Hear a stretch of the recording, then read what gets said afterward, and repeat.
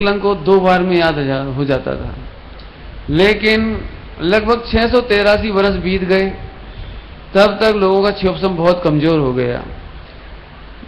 जिनवाणी सुनते थे तो याद नहीं रहती थी, लिखी हुई जिनवाणी मिलती नहीं थी क्योंकि लिपिबद्ध उस समय होती नहीं थी।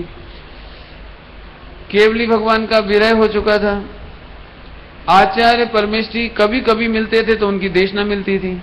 मुनिराजों के कहीं कहीं कभी कभी भारत में दर्शन होते थे, तब कभी वो सुनने मिलती थी और वो बातें फिर भूल जाते थे।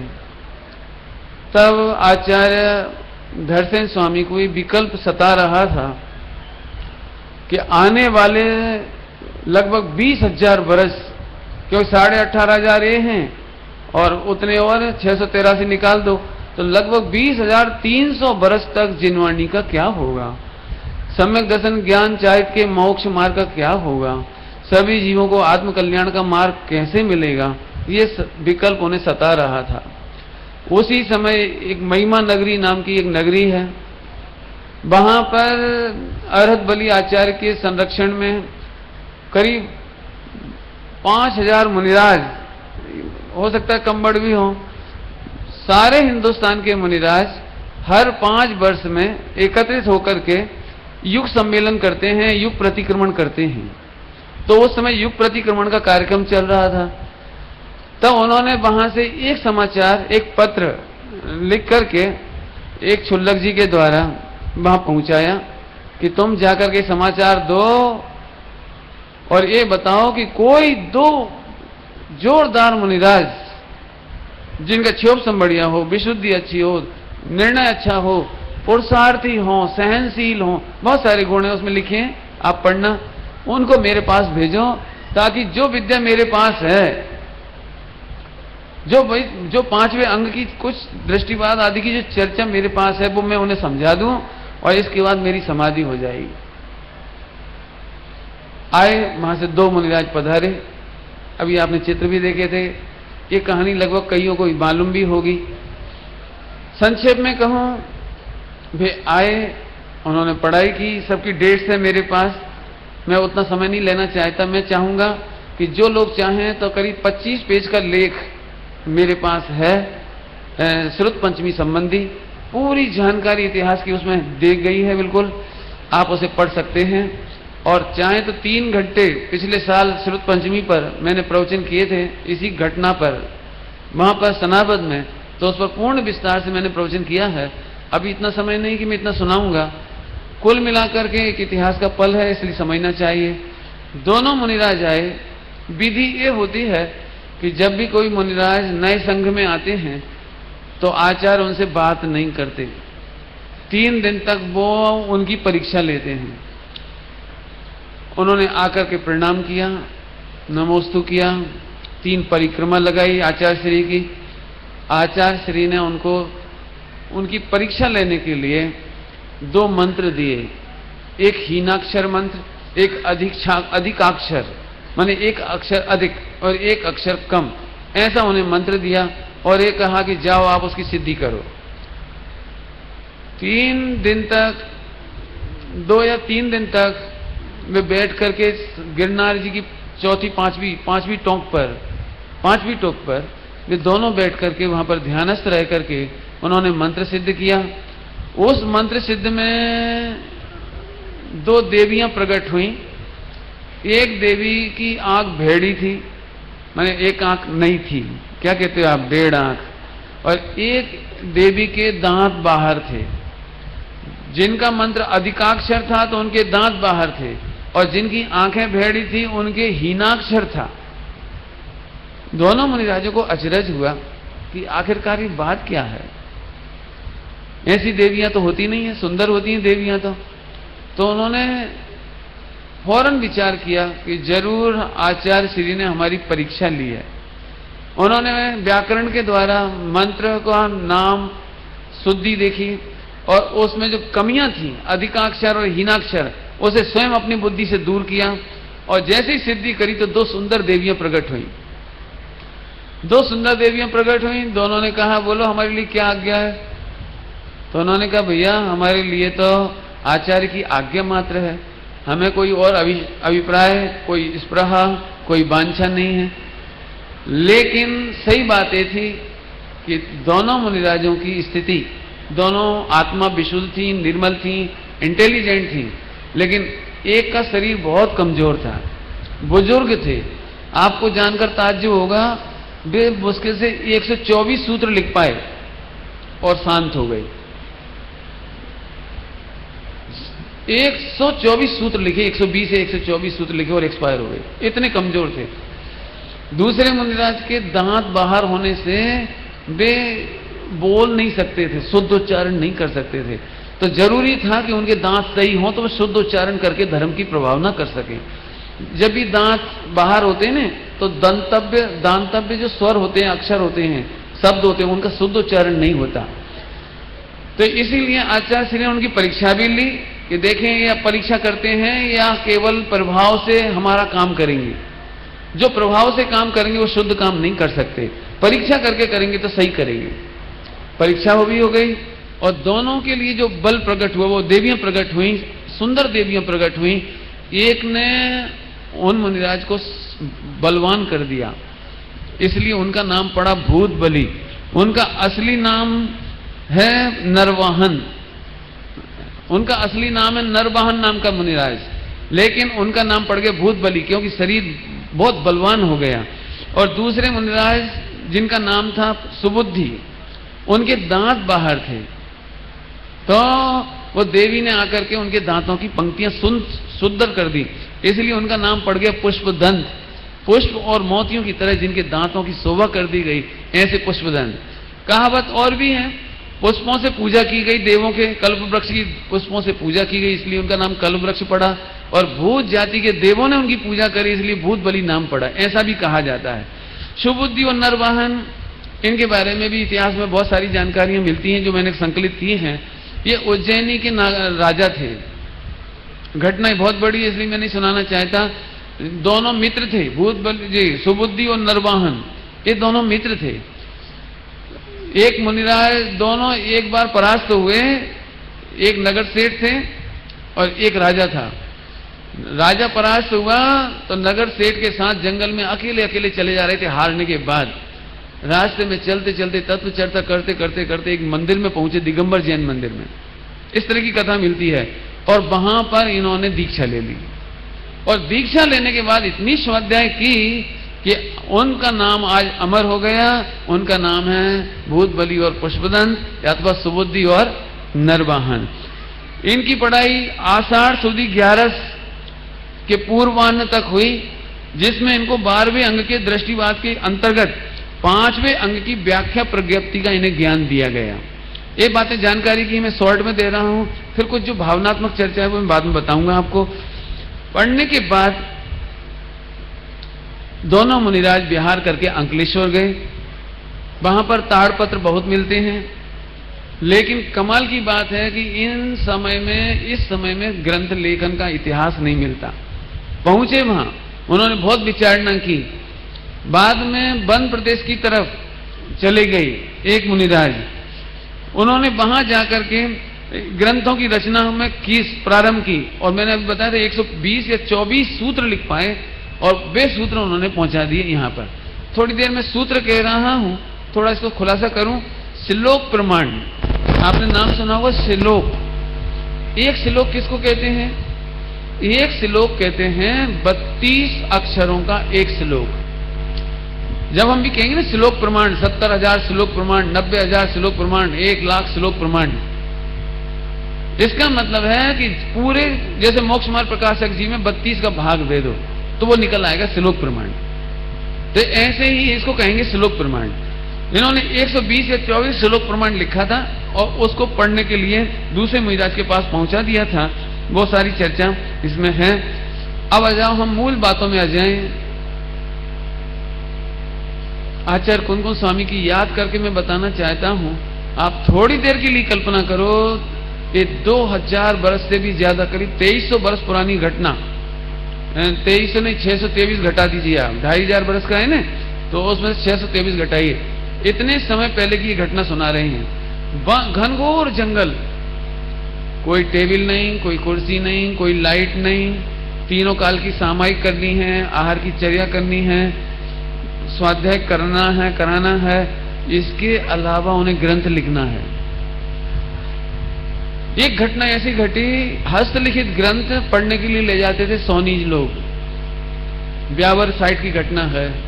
भैया भागचंद जी उस ग्रंथालय के लाइब्रेरियन, अपनी भाषा में कहे तो लाइब्रेरियन थे, माने ग्रंथागार के अध्यक्ष थे। वे हस्तलिखित ग्रंथ ले जाते थे और चार जैसे तोड़ मरोड़ करके ला के रख देते थे। तो उन्होंने सूचना लगा दी थी कि भैया आज के बाद कोई भी ग्रंथ घर नहीं ले जाएगा, जिन्हें पढ़ना यहीं पढ़ो। तो इस पर पूरे हिंदुस्तान में बहुत विवाद हुआ। सोनी जी ने बहुत विरोध करा, पूरे देश में लेटर भिजवाए कि ये पढ़ने नहीं देना चाहते और ज्ञानावरणी कर्म का बंद कर रहे हैं और ऐसा तमाम। तब उन्होंने 2 पंक्ति लिखी थी जो मैं आपको सुनाता हूं। कटी टेढ़ी टेढ़ी भई दृष्टि, अधोगति जान, लिखी जात अति कष्ट सो, सठ जानत आसान। आपको मालूम है आचार्य कुंदकुंज स्वामी ने 84 पाहुड़ लिखे।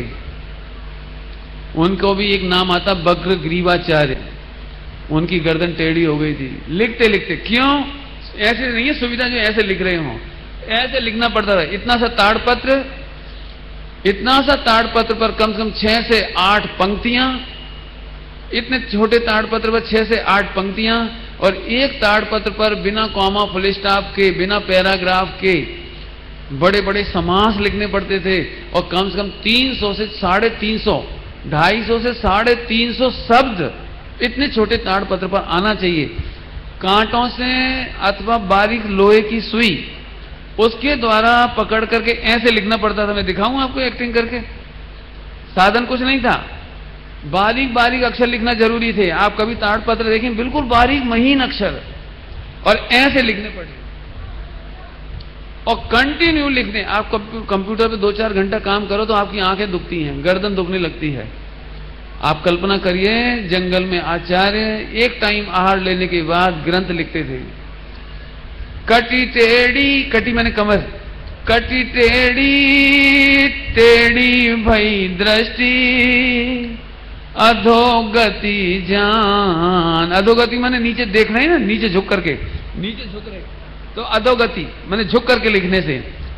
लिखी जाते अति कष्ट सो, सठ जानत आसान। आज मैं आपको बहुत सारा इतिहास सुनाना चाहता हूं। आपको मालूम है इस परंपरा में फिर हजारों ग्रंथ लिखे गए। जानकर आपको ताज्जुब होगा, विश्व का सबसे ज्यादा हस्तलिखित साहित्य, ताड़पत्र का साहित्य, पाली प्राकृत का साहित्य, संस्कृत का साहित्य यदि लिखा गया है तो वो जैन समाज के दिगंबर मुनिराजों ने लिखा है। विश्व को संस्कृत की सबसे सुंदर व्याकरण देने का श्रेय यदि किसी को है तो जैनेन्द्र व्याकरण। हमारी व्याकरण भी हमारे पास। विश्व की सबसे सरलतम संस्कृत लिखने का श्रेय जाता है आचार्य जयसेन स्वामी को, और विश्व की सबसे कठिन संस्कृत लिखने का श्रेय जाता है हमारे आचार्य अमृतचंद स्वामी को। विश्व की जितनी साहित्य की सेवा, संस्कृत की सेवा, गद्य की सेवा, पद्य की सेवा जो आचार्यों ने की, वो किसी ने नहीं की। ऑटोबायोग्राफी, अपना जीवन चरित्र लिखने की परंपरा विश्व हिंदी साहित्य में यदि पहला नाम है, पहला नाम 400 वर्ष पहले पंडित बनारसी दास जी, जिन्होंने अपने अर्ध कथानक लिखा, और आज भी वो इतिहास में स्वर्ण अक्षरों में लिखा गया है कि किसी व्यक्ति ने एकदम नीट एंड क्लीन, ट्रांसपेरेंसी के साथ पूरी की पूरी बात अपने जीवन कथा में लिख दी। जैन समाज, जैन संस्कृति और जैन दिगंबर मुनिराजों का ये अद्भुत इतिहास मैं सुना रहा हूं। आगे सुनते चलो। आपको मालूम है हमारे इतने कठिनाई से इतना सारा साहित्य लिखा गया, लेकिन मुगल काल के बादशाहों ने हमारे ग्रंथों की होली जलाई। तुर्की लोग 700 वर्ष पहले नालंदा विश्वविद्यालय पर हमला किया। 6 महीने तक उस नालंदा विश्वविद्यालय में से धुआं उठता रहा। 7 मंजिल की विशाल लाइब्रेरी, 7 मंजिल की विशाल लाइब्रेरी ग्रंथों से भरी हुई थी और पूरा का पूरा ग्रंथ साहित्य हमारा जला करके नष्ट कर दिया गया। विदिशा उज्जैन का एक राजा था स्तुतमिया करके, वो अपने नहाने का पानी हमारे जैन ताड़पत्र के ग्रंथों को जला करके उससे अपना नहाने का पानी गर्म करता था। शंकराचार्य, शैव मत, ब्राह्मण, इनके द्वारा हमारा साहित्य हमेशा नष्ट किया जाता रहा। शंकराचार्य से बचाने के लिए 1172 सन 1172 में भट्टारक पीठ बनाई गई हमारे यहाँ।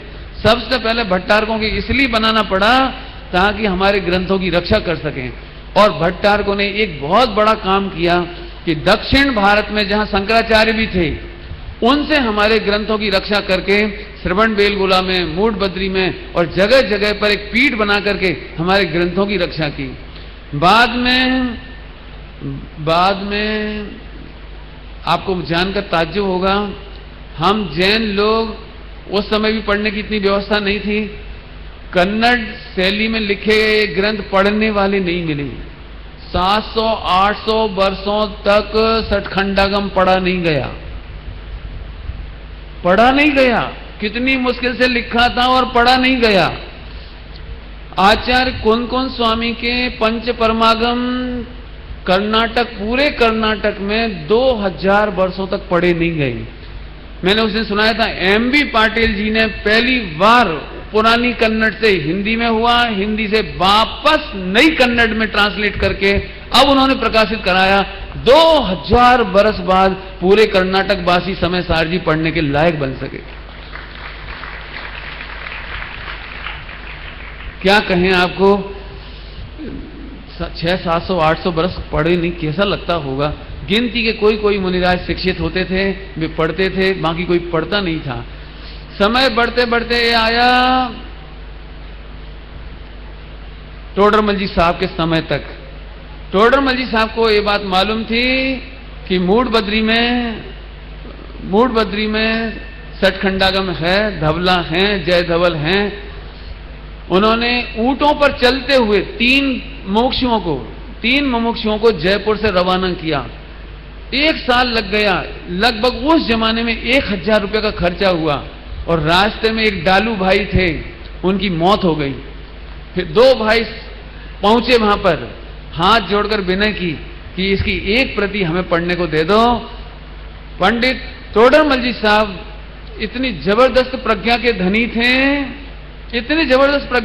थे, कि जो कभी कर्नाटक में गए नहीं और कर्नाटक की कुछ चीजें यहां मिली होंगी तो उन्होंने उससे कन्नड़ लिपि लिखना भी सीख लिया था और कन्नड़ बोलना भी सीख लिया था। और इसीलिए उनको भेजा था कि यदि कन्नड़ भाषा में लिखे हुए सठखंडागम, धवला आदि हमें मिल जाएं तो उसका हम हिंदी में काम कर दें। लेकिन उन्होंने वो ग्रंथ देने से इनकार कर दिया। और आगे चलो, घटना बढ़ते आ गई 1883 में। अब 1883 बॉम्बे के एक माणिक चंद जी साहब हैं, जेपी कहलाते हैं, अभी भी बहुत बड़ी फर्म है, आज भी बड़ी विख्यात फर्म है माणिक चंद जी जेपी। माणिक चंद जी साहब 1883 में श्रवण बेलगोला यात्रा करने गए। वहां पर उन्होंने ग्रंथों के दर्शन किए। आपने भी देखा होगा, जब आप कभी जाते होंगे तो 11 रुपया, 101 रुपया देकर, 21 रुपये देकर आप दर्शन करते होंगे भट्टारकों के पास। तो उन्होंने भी दर्शन किए और तब उन्होंने एक बात पूछी, क्या इसका आप मंगलाचरण पढ़ के सुना सकते हो? इतने प्राचीन समय में ग्रंथ लिखे गए 2000 वर्ष से पहले, तो क्या कोई इसे पढ़ सकता है? तो भट्टारक जी बोले, स्वयं कन्नड़ के, बोले मैं इसे नहीं पढ़ सकता। तो उनसे पूछा इसे कौन पढ़ सकता है? 5 भट्टारकों से पूछा, 5 ने कहा मैं नहीं पढ़ सकता। आपको जानकर ताज्जुब होगा, उस समय मात्र 4 या 5 लोग ऐसे बचे थे जिंदा जो उस कन्नड़ को पढ़ सकते थे, बाकी पूरे कर्नाटक में उसे कोई पढ़ नहीं सकता था। परिणाम ये निकला कि माणिक चंद जी साहब को बहुत चिंता हुई कि यदि ये 5 लोग मर गए तो भविष्य में सठखंडागम, धवला, इनके 16 भाग कैसे निकलेंगे, कैसे पढ़े जाएंगे? और जिन आचार्यों ने दिन भर, रात को तो लिख नहीं सकते अंधकार में, दिन में भी तीनों टाइम की सामायिक करना है, चर्या करनी है, आहार चर्या करनी है, प्रतिक्रमण प्रायश्चित लेने हैं, बाकी पूरा टाइम लिखने में लगाते थे। इतने मुश्किल से ये ग्रंथ लिखे गए, यदि ये 5 लोग और चले जाएंगे तो क्या होगा? उन्होंने बहुत हाथ जोड़ा कि आप इनकी प्रतिलिपि करा लीजिए। क्यों? उस समय जो ताड़पत्र थे वो ऐसे झरझर हो रहे थे, झरझर, क्योंकि ताड़पत्र माने पत्तों के बनाए गए। क्या किया जाए? उन्होंने कह दिया कि उस समय कोई बात नहीं हो पाई। 1883 में वापस लौटे। 1884 में हीरा लाल जी नेमचंद सोलापुर से, जो इनके मित्र थे माणिक चंद जी के, ये दर्शन करने के लिए गोमटेश्वर जा रहे थे। तो इन्होंने उनको फौरन एक सुझाव दिया कि पहले आप गोमटेश्वर बाहुबली मत जाना, पहले मूड बदरी जाना। वहां पर एक पंडित ब्रह्मैया नाम का एक शास्त्री है, पंडित ब्रह्मैया, आप उसे लेकर के जाना और उस ग्रंथ को पढ़ना। तब नेमचंद जी, हीरालाल जी नेमचंद जी साहब, ब्रह्मसूरी शास्त्री, ब्रह्मैया नाम भी मिलता है, ब्रह्मसूरी शास्त्री नाम भी मिलता है, वे उनको लेकर के वहां पर पहुंचे 1884 में। और पहली बार किसी हिंदी भाषी व्यक्ति ने उस सठखंडागम का मंगलाचरण सुना। उसका नाम है हीराचंद जी नेमचंद साहब, हीरालाल नेमचंद जी सोलापुर। पहली बार सठखंडागम उनके कानों में पड़ा। तब उन्होंने एक बात कही, क्या इसकी कॉपी नहीं कराई जा सकती? तो क्या उन्होंने बोला कॉपी करा सकते हो। तो उन्होंने कहा ठीक है, मैं इसका पूरा खर्चा देने तैयार हूं, लेकिन इसकी प्रतिलिपि मैं खुद ले जाऊंगा। तो भट्टारकों ने मना कर दिया कि हम इस प्रति को यहां के लिए तो कॉपी करा सकते हैं, लेकिन ले जाने के लिए नहीं देंगे। तो वे वहां से वापस आ गए। इसके बाद 1890 में मूलचंद जी सोनी अजमेर, मूलचंद जी सोनी अजमेर वाले पंडित गोपाल दास जी बरैया जी के साथ तीर्थ यात्रा करते हुए श्रवण बेलगोला पहुंचे। उन्होंने एक बार फिर कहा कि हमें इसका काम कराने दीजिए। सोनी जी ने सारी व्यवस्था करी, लिखाना शुरू भी हुआ, थोड़ा सा लिखा नहीं पाया। सोनी जी को ये विचार आया कि भैया ये लिखवा रहे हैं, सारा खर्चा हम दे रहे हैं, तो इसकी कॉपी हम ले जाएंगे। तो भट्टारकों ने फिर मना कर दिया, वो काम फिर वहीं रुक गया। मूलचंद जी सोनी जी वापस लौट के आ गए। बाद में 1895 में एक समाचार पत्र चलता था जैन समाज का, उसका नाम था जैन बोधक। उस जैन बोधक समाचार पत्र में एक योजना निकाली गई, सठखंडागम, धवला आदि का इतिहास, मतलब ग्रंथों को सुरक्षित करने के लिए पूरे हिंदुस्तान में 100 रुपए, 125 रुपए के, 100 रुपए के, 100 रुपए के पूरे देश में मेंबर बनाए गए, जिसके द्वारा 14,000 रुपए इकट्ठे हुए। 14,000 रुपए इकट्ठा करने के बाद वापस गोमटेश्वर गए। वहां पर 125 रुपए मासिक सैलरी, कितनी सैलरी? 125 रुपए मासिक सैलरी पर ब्रह्मसूरी शास्त्री को अपॉइंट किया ताकि वो लिखने का काम प्रारंभ करें। कमाल की बात यह है, उनके साथ एक मेरठ निवासी गजपति शास्त्री, इसका नाम याद रखना आप, गजपति शास्त्री, और एक नाम और बताऊंगा, सीताराम शास्त्री। गजपति शास्त्री को उनके साथ लगाया। आप देखना जरा, मुश्किल से 4-5 लोग उस कन्नड़, ओल्ड कन्नड़ को जानने वाले बचे थे, लेकिन मात्र 1 महीना और 3 दिन काम करने के बाद ब्रह्मसूरी शास्त्री का एक्सपायर हो गए। मेरठ निवासी गजपति शास्त्री, इनकी मिसेज इंटेलिजेंट थी, उसका नाम था लक्ष्मीबाई। ये दोनों मिलकर के इस तरह से काम करते थे कि ग्रंथ लिखा भी जा रहा था और चोरी चोरी रात में घर में आकर के उसकी कॉपी भी लिख लेते थे। क्यों? क्योंकि यदि सीधे सीधे कहा जाए कि ये ग्रंथ हमें ले जाना है तो देंगे नहीं किसी भी कीमत पर। तो पहली बार चोरी से ही सही गजपति शास्त्री के दिमाग में ये बात आई कि उन्होंने रात को मीटिंग की लक्ष्मीबाई से। उन्होंने लक्ष्मीबाई से मीटिंग की कि क्या करना चाहिए। तो लक्ष्मीबाई ने सुझाव दिया, अभी नहीं तो कभी नहीं, यदि हमने लिख करके दे दिया तो फिर कभी ये बाहर निकल नहीं पाएंगे। तो वे वहां से कागज के छोटे छोटे पुर्जों पर कागज की स्लिप पर लिख लिख करके सूत्र लाते थे और घर में रात को बैठ करके लक्ष्मीबाई की मदद से फिर लिखते थे। और वह प्रति लिख लेने के बाद 1915 में वह प्रति निकली। सबसे पहले वो बॉम्बे पहुंचे माणिक चंद जी साहब के पास, जेपी के पास, कि साहब एक खुशखबरी। बोले बोलो क्या बात है?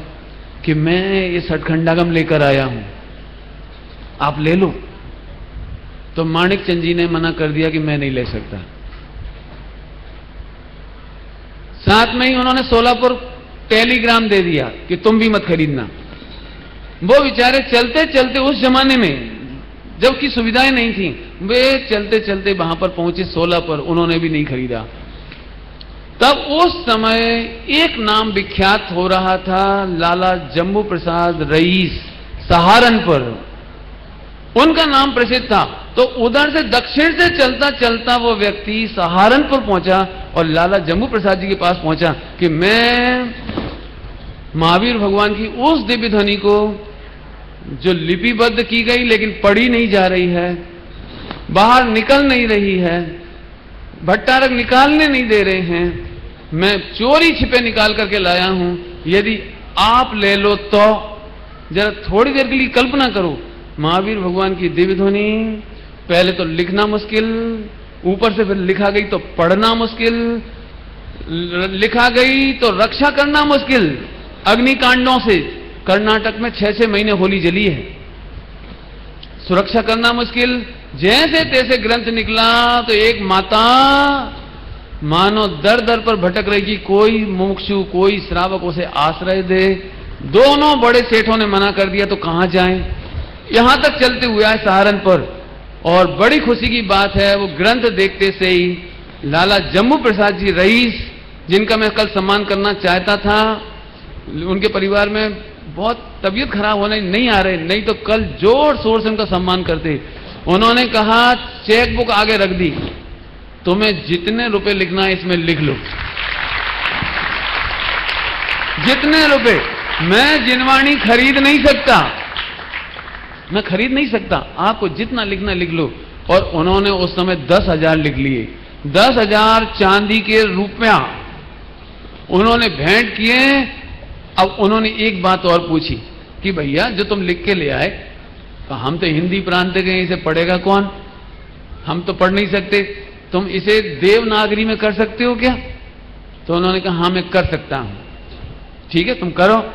संयोग की बात देखो, वे आए, थोड़े दिन भी काम नहीं कर पाए, वापस घर गए, उनकी पत्नी बीमार थी, पत्नी गुजर गई, थोड़े दिनों बाद वे भी गुजर गए। फिर एक पंडित को ढूंढा, जम्मू प्रसाद जी ने फिर एक पंडित जी को ढूंढा जिसका नाम विजय, मैं बताता हूं अच्छे से नाम, कोई गलत ना बोल जाऊं इसलिए कहता हूं, एक विजय चंद्रैया, क्या नाम है ऐसे देखता हूं मैं, विजय चंद्रैया और सीताराम शास्त्री, इन दो विद्वानों को बुला करके फिर वो बचा हुआ काम करवाया। गजपति शास्त्री का नाम मैंने थोड़ी देर पहले लिया था अभी आपको, उन्होंने पहले चोरी करके इधर तक लाए और इधर जब सीताराम जी से काम करवाया तो चुपचाप सीताराम जी ने फिर कॉपी कर ली। और वो कॉपी करने के बाद करीब 10-12 प्रतियां बना करके उन्होंने अजमेर, सिरोंज, बहुत सारी जगह, बहुत सारे नाम है, जयपुर, जगह जगह पे 12, अमरावती, ऐसे जगह जगह उन्होंने वो 10-15 प्रतियां पहुंचा दी। और जब ये प्रतियां सामने आई देवनागरी में, तो पंडित हीरालाल जी, डॉक्टर हीरालाल जी, पंडित फूलचंद जी सिद्धांत शास्त्री बनारस वाले, उनका भी हम सम्मान करना चाहते थे। यदि उनके परिवार से आ गए होंगे कल तो मैं उनका सम्मान करूंगा। पंडित फूलचंद जी सिद्धांत शास्त्री ने जबरदस्त काम किया। मैं यदि डॉक्टर हीरालाल जी और पंडित फूलचंद जी दोनों के अनुभव सुनाऊं तो आप रो पड़ोगे। उन्होंने इतनी मेहनत की, इतनी मेहनत की, जैसे तैसे 1935 तक आते आते उनका संपादन हो गया, लिखना हो गया। अब ये बात चली कि इन्हें छपाया जाए, आप कल्पना नहीं कर सकते, पूरा दिगंबर जैन समाज के विद्वान इसके विरोध में खड़े हो गए कि जिनवाणी छपाना नहीं चाहिए, कौन सी जाति का व्यक्ति छापेगा, स्याही शुद्ध होगी कि अशुद्ध होगी। और पहले जमाने में सुखाना पड़ते थे छापने के बाद, तो कहां सुखाएंगे, पैरों में रखकर। घोर विराधना है, घोर पाप है, इसे छपाना नहीं चाहिए। तो हजारों रुपए उस समय इस बात पर खर्च हो गए पूरे देश में कि छपाना नहीं चाहिए। पूरा माहौल खराब हो गया। 1933 में इटारसी में अखिल भारतीय दिगंबर जैन परिषद का एक सम्मेलन हो रहा था 1933 में। वहां पर सारे देश के विद्वान इकट्ठे थे। विदिशा के सेठ सिताब राय भी उसमें आए हुए थे। बैरिस्टर साहब, जज साहब, क्या नाम है, जमुना प्रसाद जी बैरिस्टर, वे वहां के अध्यक्ष थे उस कार्यक्रम के। फूलचंद जी वगैरह सब विद्यमान थे। सबने मीटिंग करी, विचार किया कि जिनवाणी कैसे प्रकाश में लाई जाए। उस जमाने में सिताब राय जी, सेठ सिताब राय भेलसा कहलाता है, विदिशा का पुराना नाम है भेलसा। उन्होंने कहा वे एक बहुत बड़ा गजरत करवाना चाह रहे थे, 3 दिन का जबरदस्त गजरत। उसमें करीब वो 10,000 रुपये खर्च करना चाह रहे थे उस जमाने में। तो जमुना लाल जी उनके कमरे में भागे गए रात को 11:30 बजे। आप कल्पना नहीं कर सकते, उनको 1 बजे रात तक समझाते रहे, 1:30 बजे तक, कि तुम 10,000 रुपया खर्चा करोगे, खूब बड़ी पंगत हो जाएगी, सारे एमपी के लोग आके खा पी के चले जाएंगे, लोग 3 दिन आपकी तारीफ करेंगे, लेकिन जिनवाणी माता का प्रकाशन आज तक नहीं हुआ। एक काम आप करवाओ और एक गजरत कैंसिल करके 10,000 रुपया से आप इस जिनवाणी का प्रकाशन कराओ। तो पहली बार सिताब राय जी को समझ में आई, 2 घंटे लगे समझाने में। उन्होंने स्वीकृति दी, गजरत कैंसिल किया और सठ खंडागम का पहला प्रकाशन कराने का श्रेय विदिशा को है, भेलसा को है। सेठ सिताब राय जी ने वो ग्रंथ का प्रकाशन कराया। इसके पीछे भी बहुत लंबी चौड़ी कहानी है, बहुत मेहनत हुई। एक बार फिर निवेदन किया भट्टारकों से कि मूल प्रति हमें पढ़ने को दे दो ताकि शुद्ध प्रति मिल जाए। चोरी छिपे से बहुत सारी मिस्टेक्स हो गई थी, गलतियां हो गई थी, अशुद्ध लेखन हो गया था। तो शुद्ध लेखन के लिए हमें जरूरी था कि आप हमें मूल प्रति दो। तो भट्टारकों ने मना कर दिया। आप हीरालाल जी साहब के शब्द पढ़ो, डॉक्टर हीरालाल जी के। बोले हम एक एक शब्द के लिए कभी कभी तो हम 6-6 महीने परेशान हुए। एक एक शब्द की शुद्धि करने के लिए रात रात को 2-2 बजे तक हम जागे हैं।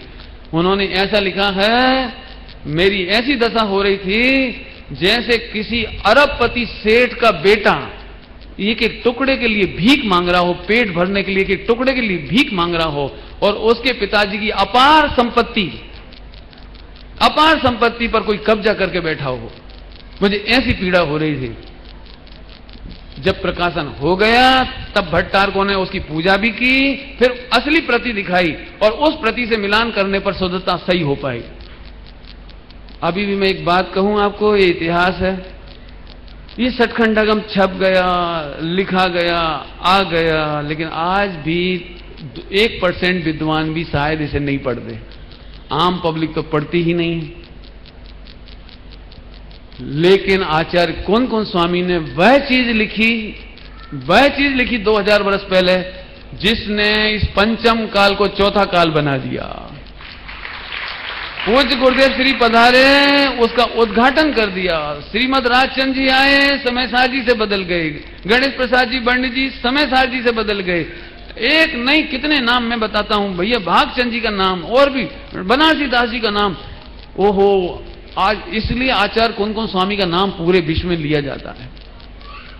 क्यों? क्योंकि जो वो ग्रंथ लिखकर गए हैं, जो उसकी टीकाएं हुई हैं, वो उसने विश्व में अद्भुत काम किया।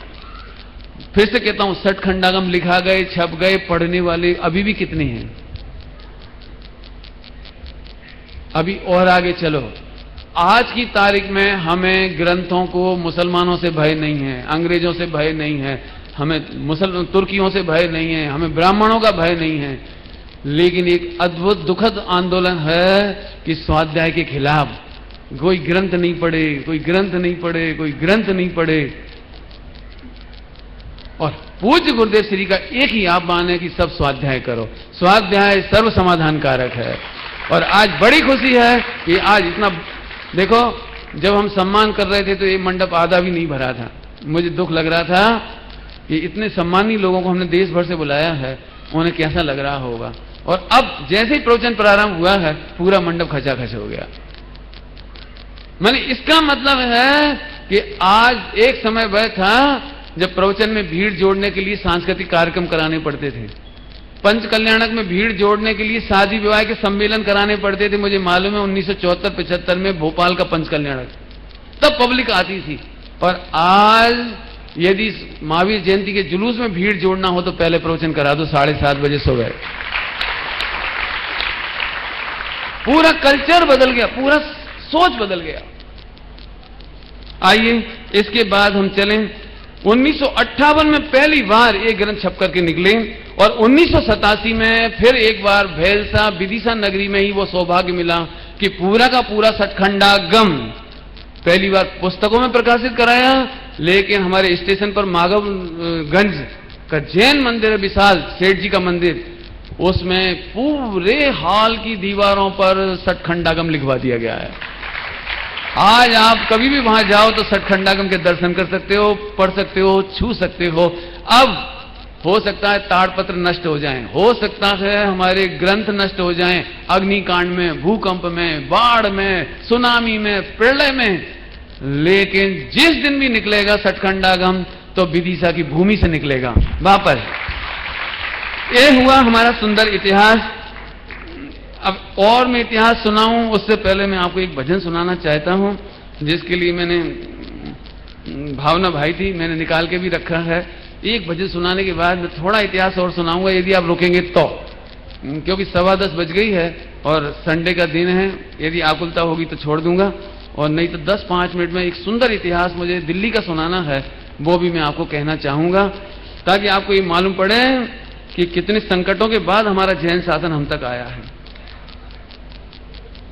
जब ये घटना हुई कि समय सार जी प्रसिद्ध होने लगे, पढ़े जाने लगे, घर घर स्वाध्याय होने लगी, शिविर होने लगे, तो बीच में स्वाध्याय का निषेध करने के लिए ये कहा गया कि ये ग्रंथ मंदिर से नहीं पढ़ाई जाए, मंदिर में नहीं रखे जाए, मंदिर में स्वाध्याय नहीं करने दी जाए, ऐसी बात आई।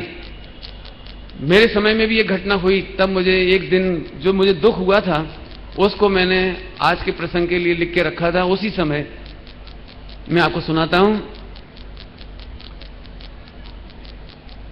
कितनी दुर्लभता से जिनवाणी हम तक आई। मैंने बहुत कम सुनाया, कुछ नहीं सुनाया, समझ लीजिए, आप पढ़ना इसको खास तौर से।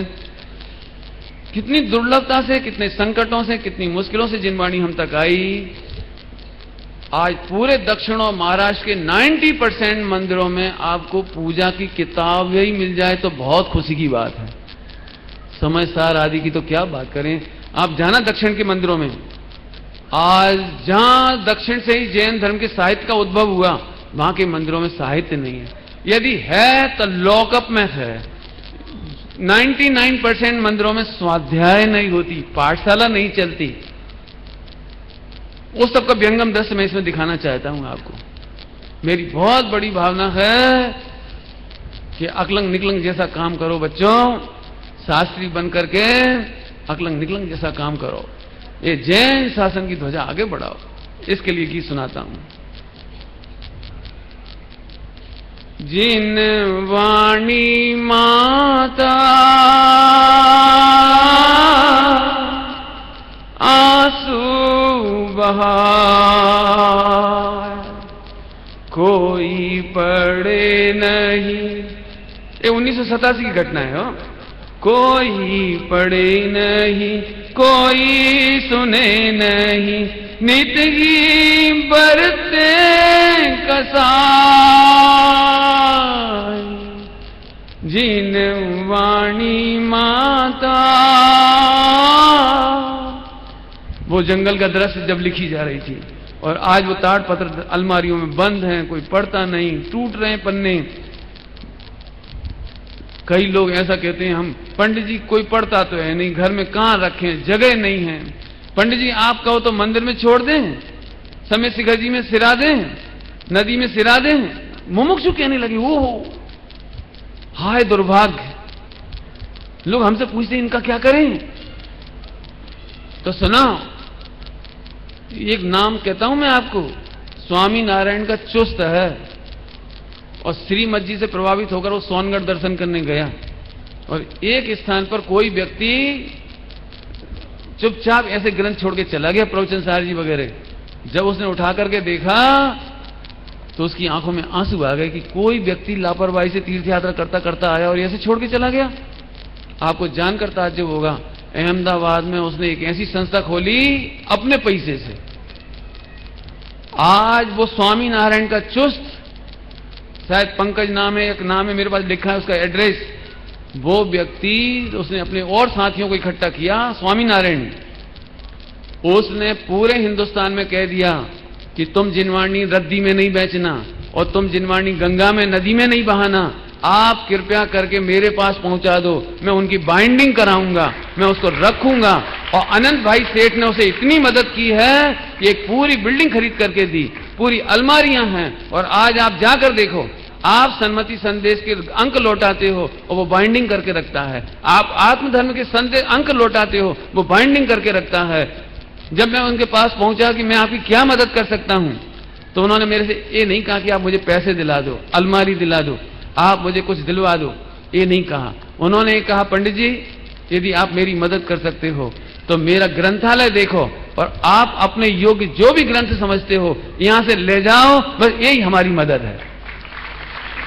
और मैं आपको कहता हूं, आपको कभी जिनेंद्र अर्चना खरीदना हो तो आप वहां फोन कर दो, मैं नंबर बता सकता हूं आपको, वहां फोन कर दो, वहां से आपको जिनेंद्र अर्चना मिल जाएगी, आपको पुराने पुराने अभिनंदन ग्रंथ मिल जाएंगे, बहुत शानदार शानदार साहित्य मिल जाएगा। लेकिन मैं आपसे कहना चाहता हूं, वो नॉन जैन होकर जिनवाणी की रक्षा करके अपना भगवान बनने का काम कर रहा है और हम अपने घर में से जिनवाणी माता निकालकर बहुत बड़ा पाप कर रही है। मेरे से पूछो तो हम में से कोई गरीब नहीं है। सुनो, लड़के की शादी हो, 5 लड़के हों, 5 लड़कों की शादी में दहेज मिले, तो आज तक किसी ने कहा है भैया हमारे पास जगह नहीं है, भैया फ्लैट है, छोटा सा मकान है, हम पे जगह नहीं है, हमें नहीं चाहिए? कोई कहता है? 2 कमरे और बनवा लेते हैं 25 लाख के, 20 लाख के, 15 लाख के। बस मैं कहना चाहता हूं बेटे, कभी कितनी भी अधिक जिनवाणी हो जाए, आप उसके लिए कमरा बनाओ, उसके लिए अलमारी खरीदो। एक बार निकालना पड़े तो साड़ी निकाल देना, गहने निकाल देना, बर्तन निकाल देना, लेकिन अपने घर से जिनवाणी नहीं निकालनी। 1947 में आपको पता है पाकिस्तान से 100% जैन, चाहे वो रोड से आए हों या हवाई जहाज से आए हों, सुरक्षित आए, लेकिन उसके पीछे उनकी भक्ति थी। आप कल्पना नहीं कर सकते, 85 बिंब, जिन बिंब सुरक्षित लेकर आए वे लोग, सारी की सारी जिनवाणी हस्तलिखित सुरक्षित लेकर आए। मैं घटना सुना देता हूं 1 मिनट के अंदर उस इतिहास की। जैसे ही मालूम पड़ा कि 1947 के दंगे प्रारंभ हो रहे हैं, भारत आजाद होने वाला है 15 अगस्त के दिन, अप्रैल मई के महीने में जैनियों को चिंता हुई हमारा क्या होगा। वे लोग बंबई आए, बॉम्बे में आकर के उन्होंने एक किराए का हवाई जहाज करने की कोशिश की। बड़ा हवाई जहाज नहीं मिला, एक सबसे छोटा हवाई जहाज मिला, डेकोटा विमान, छोटा सा विमान जिसमें ज्यादा नहीं बैठ सकते थे। उसको किराए पर करके वहां ले गए चार्टर पर। उसमें सारे मंदिर की प्रतिमाएं, सारा साहित्य उसमें पैक करके रखा। जितने लोग आ सकते थे जैन लोग, पैसे वाले, उन्होंने अपना कपड़े बर्तन वगैरह सामान लेकर के बैठ गए। सरदार जी उसके हवाई जहाज को उड़ाने वाले पायलट थे। सरदार जी ने कहा, आप इन स्टैच्यूओं को क्यों ले जा रहे हो? ये तो वहां बहुत मिल जाएंगे जयपुर में, आप इन्हें क्यों ले जा रहे हैं? इनको छोड़ दीजिए। मेरा हवाई जहाज ओवरलोड हो गया है, हवाई जहाज उड़ नहीं सकता, या तो आप ये प्रतिमाएं या साहित्य कम करो, नहीं तो उड़ेगा नहीं। आप कल्पना कर सकते हो, सारी महिलाएं एयरपोर्ट पर उतर गईं। उन्होंने कहा तुम हमें छोड़ जाओ, हमारा सोना चांदी छोड़ जाओ, हमारे बर्तन छोड़ जाओ, कपड़े छोड़ जाओ, लेकिन एक भी प्रतिमा कम नहीं होगी। वापस सरदार को भी मन में आया कि इनकी इतनी भक्ति कि महिलाएं नीचे उतरने तैयार हैं, बच्चे नीचे उतरने तैयार हैं, लेकिन प्रतिमा नहीं। पारसनाथ की सेम प्रतिमाएं बहुत सारी आई थी, चाहते तो कुछ छोड़ देते, एक आध ले आते। मोक्ष मार्ग प्रकाशक बहुत सारे लाए, चाहते तो छोड़ देते, लेकिन एक ग्रंथ नहीं छोड़ा। सरदार जी ने सोचा चलो देखते, ट्राई करके बैठा लिया सबको, एक चीज भी नहीं छोड़ने दी, वापस बिठाया और हवाई जहाज उड़ाया। तो सरदार जी को इतना आश्चर्य हुआ जब जोधपुर में वो हवाई जहाज उतरा तो उसने सबसे पहले उतर के कहा कि मुझे आप अपने भगवान के दर्शन कराओ, जिनकी कृपा से हवाई जहाज ओवरलोड होने पर भी, डबल लोड होने पर भी डबल, और ये फूलों की तरह आ गया। मुझे आश्चर्य है, कोई चमत्कार है। आप जानकर ताज्जुब करेंगे, उन सरदार जी ने महावीर भगवान की प्रतिमा, पारसनाथ भगवान की प्रतिमा के दर्शन किए उसी एयरपोर्ट पर, और सबसे पहले उसने रात्रि भोजन का त्याग किया, मांसाहार का त्याग किया, अंडे का त्याग किया। ये हमारा इतिहास। जिन वाणी माता आंसू बहाए, पंचम काल में जैन धर्म में नित जैनी ही लजवा। जिन वाणी माता आंसू बहाए, आत्म को जाने नहीं, आगम की माने नहीं। आत्म को जाने नहीं, आगम की माने नहीं। आगम को झुठलाए, जिन वाणी माता आंसू बहाए। कोई तो शास्त्रों को छपने ना दे, कोई तो शास्त्रों को पढ़ने ना दे। कोई शास्त्र डुबाए, जिन वाणी माता आंसू बहाए। 20 पंथ का प्रकोप आया। महाभाग्य इस दक्षिण में, उत्तर भारत का, कि दिल्ली या एमपी से लगा करके देहरादून तक एक भी 20 पंथामनाय का मंदिर नहीं है। पूरा शुद्ध 13 पंथामनाय है। लेकिन आज स्वाध्याय के अभाव में जगह जगह छेद पालो पद्मावती आने लगी। स्वाध्याय के अभाव में, परीक्षा प्रधानता के अभाव में जो कह देते हैं वो काम होने लगता है। 20 पंथ का प्रकोप आया, शुद्धाम नाय को जिसने डुबाया। गंडा में बिकवाए, जिन वाणी माता आंसू बहाए। गंडा में बिकवाए मतलब आज देख करके दुख होता है। जैनी होकर के, जैनी पंडित होकर के, और वास्तु, काल सर्प योग, नवग्रह और गंडा तावीज, क्या है ये? क्या है? हा हा हा हा, स्वाध्याय के अभाव में सब क्या चल रहा है। आगे देखो, इतना होने पर भी कोई निश्चय के शब्दों में अटका, कोई व्यवहार की क्रिया में भटका। गुणों की पूंजी गवाए, जिन वाणी माता आंसू बहाए। निश्चय व्यवहार का सुमेल नहीं होते, ऐसी स्थिति होती। कोई निश्चय के शब्दों में अटक जाता है और कोई क्रियाकांड में अटक जाता है। इतना सब कुछ होने पर भी आपके कमरे में जो जिनवाणी बंद है, अलमारियों में बंद है, मंदिरों में बंद है। मैंने तो ऐसे ऐसे दृश्य देखे हैं, में से कहा नहीं जाता। लेकिन जब भी तुम जिनवाणी खोलने जाओगे, पढ़ने जाओगे, तो जिनवाणी माता क्या कहेगी?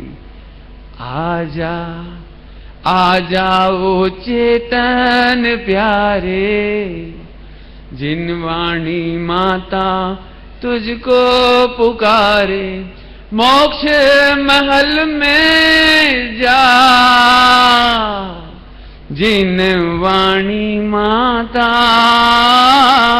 आंसू बहाए।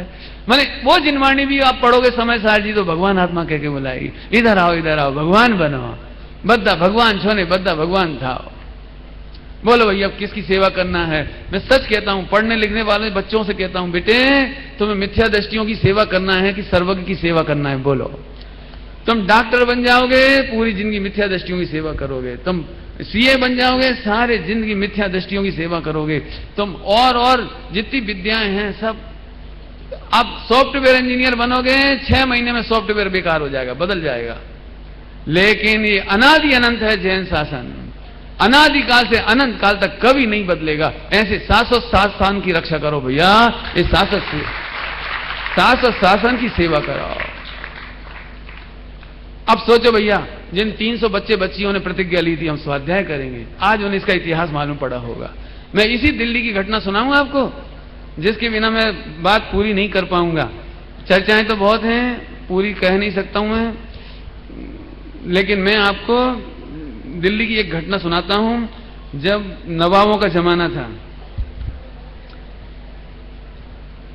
जैनों के खिलाफ कान भर दिए गए। ये जैन लोग आप नवाबों की मजाक उड़ाते हैं, रात में नहीं खाते, आलू नहीं खाते, अंडा नहीं खाते, मांस नहीं खाते। नवाब को गुस्सा आ गया, उसने ऐलान करवा दिया, ढिंडोरी पिटाते नहीं, क्या बोलते हैं, पिटवा दी, ड्योढ़ी पिटवा दी पूरे दिल्ली प्रदेश में। दिल्ली में, मेरे राज्य में सारे जैनियों को रात में खाना कंपलसरी, और जो रात्रि में भोजन नहीं करेगा उनकी सारी संपत्ति जब्त कर ली जाए।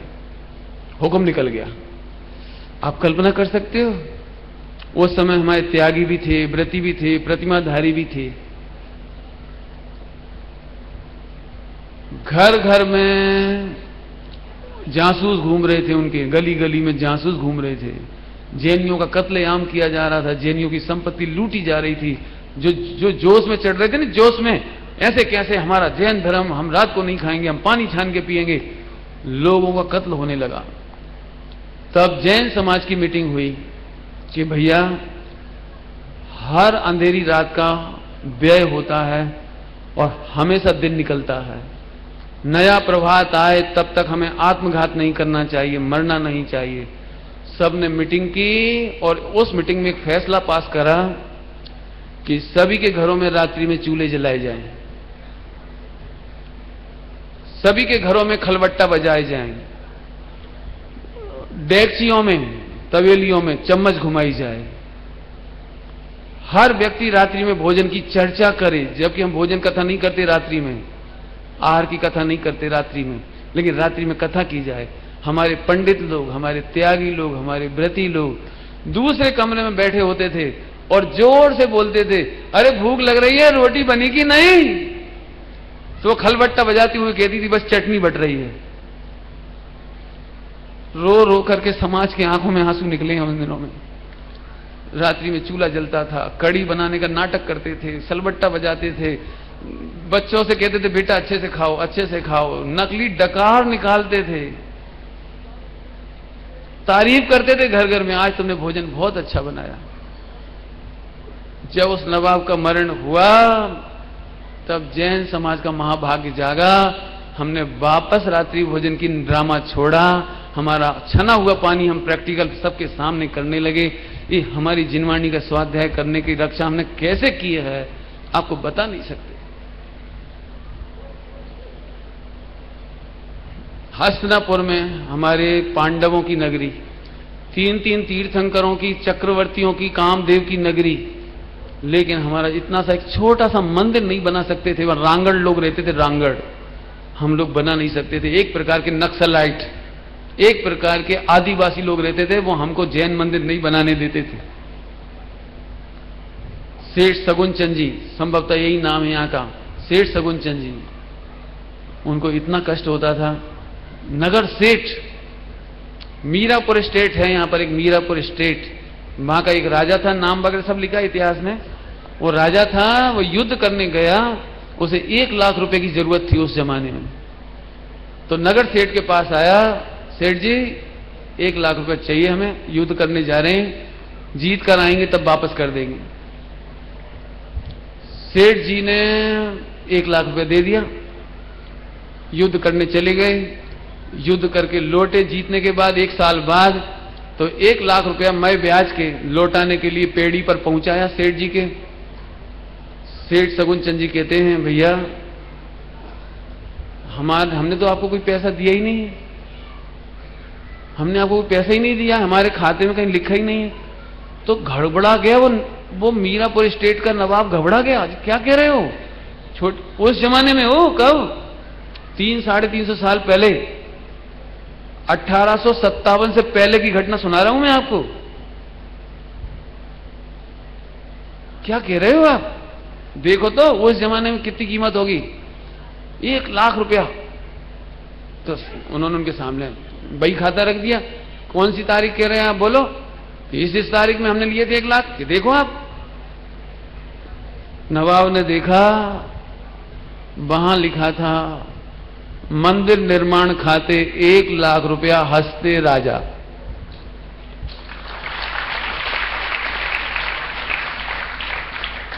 सेठ जी ऐसे हाथ जोड़ के आंखें झुका ली, क्योंकि डर तो लगता है ना, क्या करे, लिख तो दिया है ऐसे।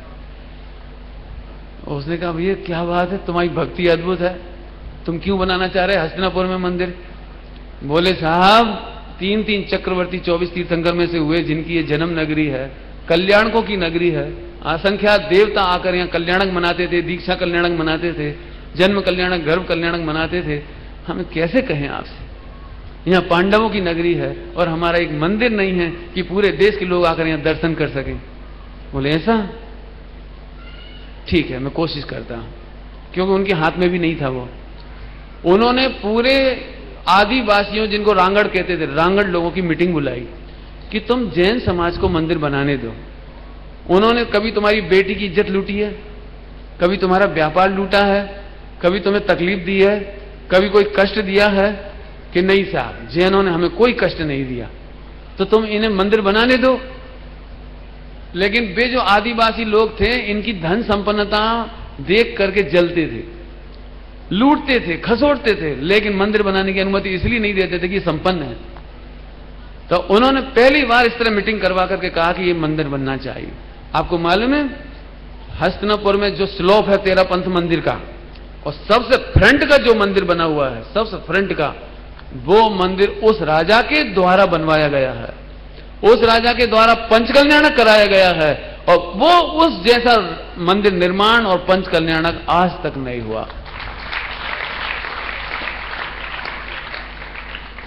बाद में और मंदिर बने, सब कुछ हुआ, लेकिन उस मंदिर की जो महिमा हमें आती है, वो मंदिर की महिमा हम कभी नहीं भूल सकते। उसके बाद 1857 में वो मंदिर लूटा गया। उसके बाद भी 2-3 बार, 4 बार, जब 1857 की क्रांति के समय और बाद में वो मंदिर लूटा गया। आपको मालूम है या नहीं, उस मंदिर के ऊपर आपको तो छत दिखाई देती है, लेकिन गुप्त रास्ते से ऊपर एक मंदिर का शिखर और है, क्या कहना चाहिए, एक स्टोरी और, एक मंजिल और है। जब भी कभी खतरा होता था, दंगे फसाद होते थे, तो ये सारी प्रतिमाएं ले जाकर वहां सुरक्षित रखते थे। और हमें बड़े सौभाग्य की बात है कि आज तक हमारी एक भी दिगंबर प्रतिमा वहां से क्षतिग्रस्त नहीं हुई। ये मैंने बहुत संक्षेप में इतिहास सुनाया है। मैं चाहूंगा आप इतिहास को पूरा पढ़ें, सुने। मैं बहुत सारा इतिहास कलेक्शन कर रहा हूं, धीरे धीरे मैं उसको लिपिबद्ध, मैं रेफरेंस के कर रहा हूं।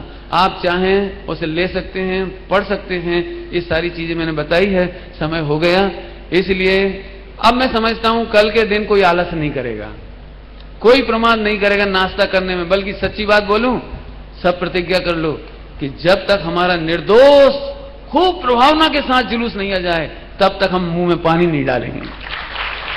हम नंगे पांव चलेंगे, हम उस जिनवाणी को सिर पर लेके चलेंगे। हम बहुत आराधना प्रभावना के साथ जिनवाणी की सेवा करेंगे, सुरक्षा करेंगे। और अब घरों में जाकर के जिनवाणी माता की खूब विनय करो। यदि उन्हें कीड़े पड़ ना जाएं तो हर 6 महीने में धूप दिखाओ, धूप में खुला रखो। जिन मंदिर में भी यदि खूब सारे ग्रंथ हो तो सारे ग्रंथालय को खोल करके धूप दिखाओ। मैं क्या कहूं, मुझे मेरठ मंडल, खतौली और भी जगह जगह के मंडल हैं जो हमेशा 50% पर अपना साहित्य बेचते हैं। खूब ले जाओ और खूब पढ़ो। और इसी खुशहाली में हमने यहाँ पर आप लोगों से शिक्षा ले गए। शुरुआत से यहाँ पर 50% की छूट रखी कि हमारे पूरे उत्तर भारत में कोई भी आदमी ये नहीं सोचे हम गरीब हैं, इतना ग्रंथ नहीं ले जा सकते, 1 ही ले जाएंगे, 2 ले जाएंगे। अरे तुम तो पूरा ले जाओ, आधी कीमत पर ले जाओ, और फिर भी जरूरत पड़े तो निःशुल्क ले जाओ, लेकिन ले जाओ, उसका आदर करो, सम्मान करो, पढ़ो। ज्ञान दान का फल केवल ज्ञान हुए है। ज्ञान की सेवा करने का फल केवल ज्ञान है। हम अल्प काल में भगवान बने, केवल ज्ञानी बने। इसी भावना के साथ बोलिए सुद पंचमी महोत्सव की जय। धर सेनाचार्य जी की, भूत बलि पुष्पदन स्वामी की, छठ खंडागम ग्रंथ की। वास्तव में